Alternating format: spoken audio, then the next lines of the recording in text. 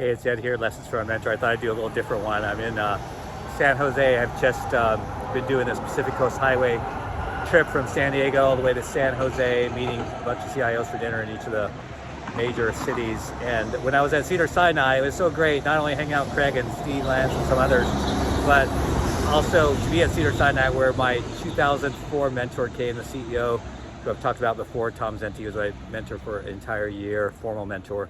And he's the one that gave me this chance when this little snot-nosed kid, Ed Marks, came up to him and said, "You could stop your search because I'm your CIO." I don't know if I'd do that today, but I hope I would.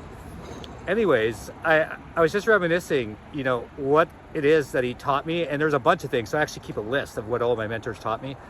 But the three that I really jumped out at me was, one is paint the garage. So what that was about, I remember coming to, because I was so new, and I was pretty nervous, and I come to him about things that I thought were big problems, and they were actually small problems. So he talked about at times, this is 20-some years ago, so I don't think he's retired now, so I don't think it's a big deal sharing some of these stories. But the biggest complaints he was a COO of Cedars-Sinai before CEO of University Hospitals, and the biggest complaint coming from the medical staff was the color. They repainted some of the garages. I don't remember the color, maybe they repainted it blue, and it had been green. And so there's a lot of complaints from the medical staff about the color.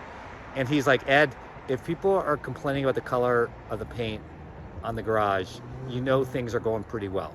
So don't sweat the small stuff." So that was a really important lesson, especially for a newbie who got real nervous about anything, right?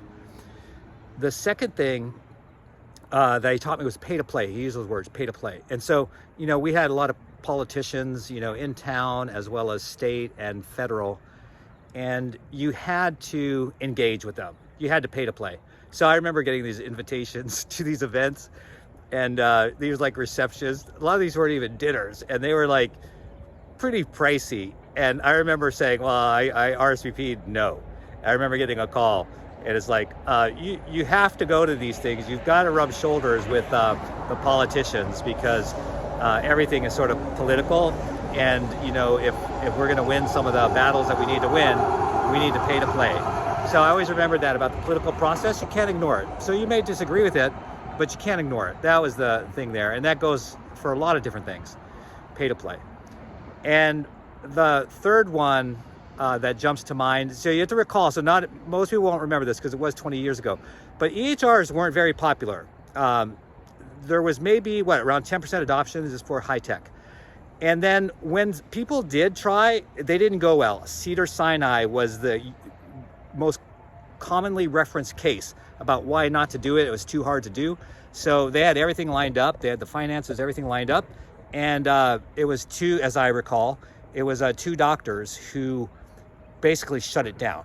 So they were all geared up to do this big install, and these two doctors shut it down.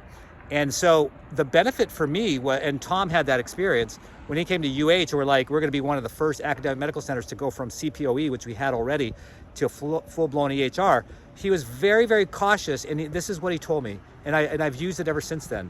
And I'm trying to remember the exact concise way that he said it, and I'm not going to, but I think you're going to get the drift.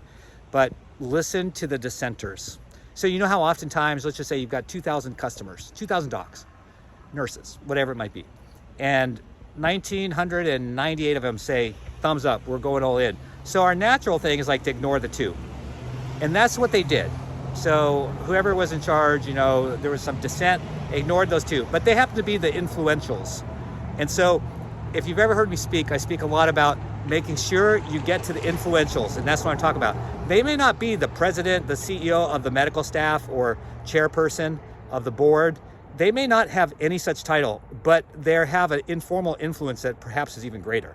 So always connect with the influentials. And I've lived by that since then. So those are three things just off the top of my head that Tom taught me. And I was just reminded when I was Cedar, a great organization, great health system, and just how that experience that he had, and he invested in me and helped make me a better leader.